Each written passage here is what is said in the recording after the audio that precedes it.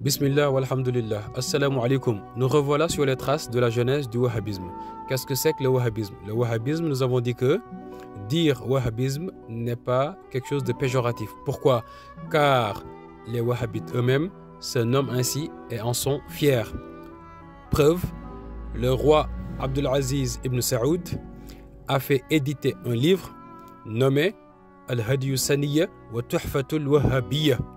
Tuhfatul Wahhabiyya, le cadeau wahhabite, les ikhwanina al-muwahhidin, à nos frères croyants. D'accord? Donc, le wahhabisme, nous avions dit dans les vidéos précédentes que le fondateur du wahhabisme, Muhammad ibn Abdul Wahhab, et ce qui est intéressant dans notre propos, c'est que ce ne sont pas des paroles d'ennemis de wahhabites. Non. Nous tirons nos propos des chroniques de Ibn Ghannam, de Ibn Bishr, Durar Saniyya, Hadiyu Saniyya, Tuhfatul Wahhabiyya. Donc, la quasi-totalité de nos sources sont wahhabites. Donc, l'on ne pourra pas nous accuser d'être des contradicteurs, des accusateurs.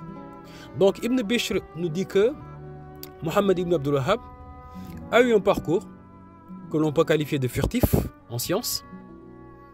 Il s'est déplacé vers l'Irak, où il est resté pendant quelques années.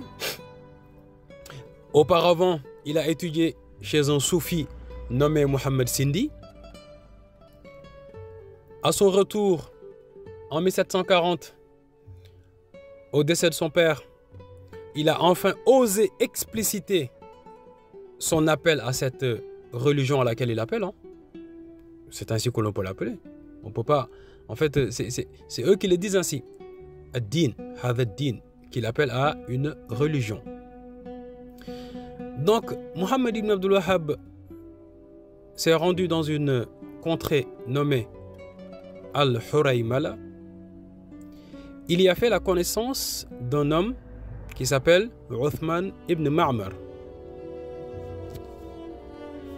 Avec Uthman ibn Ma'mar, Muhammad ibn Abdul Wahhab lui a promis de devenir le roi de tous les Arabes s'il acceptait de lui, de lui faire allégeance, de l'accompagner dans cette initiative qui est laquelle? Qui est d'appeler à cette religion. Donc Ibn Bishr nous dit que Uthman ibn Ma'mar a été convaincu par la promesse de Muhammad ibn Abdul Wahhab, non pas de devenir un savant ou de devenir un suiveur des pieux prédécesseurs, non, de devenir un roi, donc le pouvoir. Sur cette base, Ibn Bishr nous dit que ils ont commencé dans cette région de Huraymala à s'éparpiller dans le Najd. Et ils se sont fait remarquer par ceci. Ils cassaient des tombes, ils coupaient des arbres.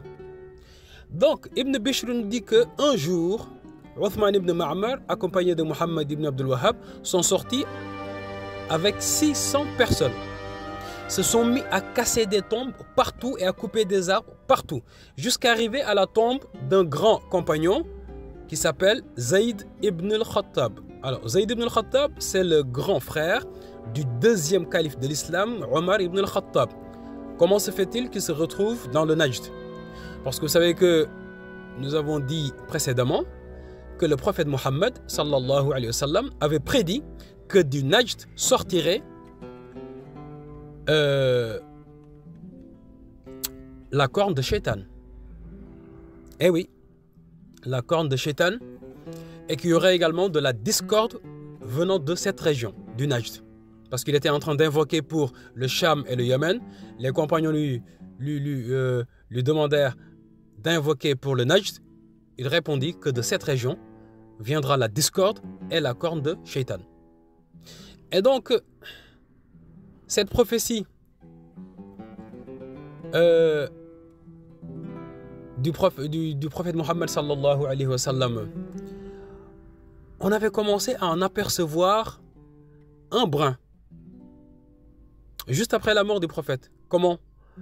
Avec un homme qui s'appelle Moussaïlim al-Kadhab, donc Moussaïlim le menteur, qui avait dit être un prophète.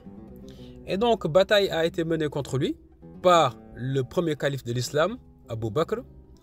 Et durant cette bataille, des compagnons y sont tombés en martyrs. Parmi eux, Zayd ibn al-Khattab, grand frère de Omar ibn al-Khattab. Et donc, il était enterré dans cette région. Ibn Bishr nous dit que lorsque Muhammad ibn Abdul Wahhab et ses compagnons sont sortis pour aller casser des tombes, parce qu'ils estiment que les gens étaient devenus des adorateurs de tombes, il nous dit qu'arrivés à la tombe de Zayd ibn al-Khattab, les compagnons de Muhammad ibn Abdul Wahhab n'ont pas osé casser la tombe de Zayd ibn al-Khattab à cause de ce qu'elle dégageait comme marque de respect, la haïba. Ils n'ont pas osé. Et il nous dit que c'est Muhammad ibn Abdul Wahhab lui-même qui a pris l'initiative, qui a pris son courage à deux mains et qui a brisé la tombe de Zayd ibn al-Khattab, un grand compagnon du prophète Muhammad.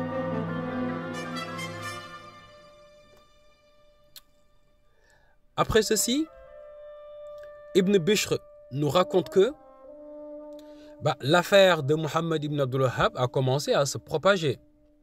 On a commencé à entendre parler de lui.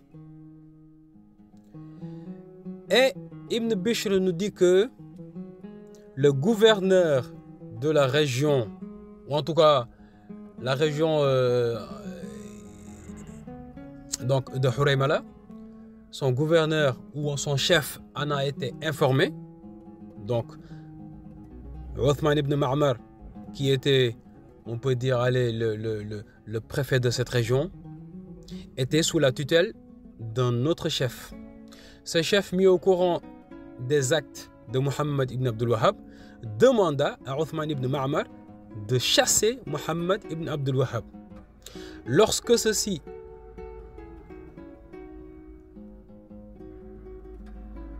a été effectué, Muhammad ibn Abdul Wahhab s'est rendu dans une autre localité nommée Ad-Dir'iyya.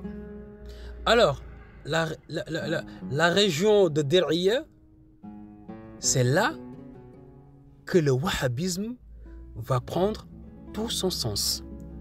Comment est-ce possible? Parce que Muhammad ibn Abdul Wahhab, ayant promis monts et merveilles à Uthman ibn Ma'mar, qu'il ne l'a bien sûr pas obtenu, il s'est déplacé à Dir'iyya, et dans le Dir'iyya, il a fait la connaissance d'un homme qui s'appelle Muhammad ibn Saoud. Muhammad ibn Saoud est, si vous voulez, l'ancêtre des détenteurs du royaume d'Arabie Saoudite. Saoud, et le mot Saoud, saoudite, d'accord? Saoud. Alors, Muhammad ibn Saoud, dans un premier temps, n'a pas accepté de recevoir Muhammad ibn Abdul Wahhab. Ibn Bishr nous dit que la femme de Muhammad ibn Saoud était une femme intelligente. Et c'est elle qui a fini par convaincre son mari d'accepter de recevoir ce nouveau cheikh qui leur est venu de Huraymala. Il lui aurait dit, donc ce que raconte Ibn Bishr, la femme de Muhammad ibn Saoud, aurait dit à Muhammad ibn Saoud que cet homme est un butin, que Allah t'a envoyé un butin. Prends-le et enrichis-toi.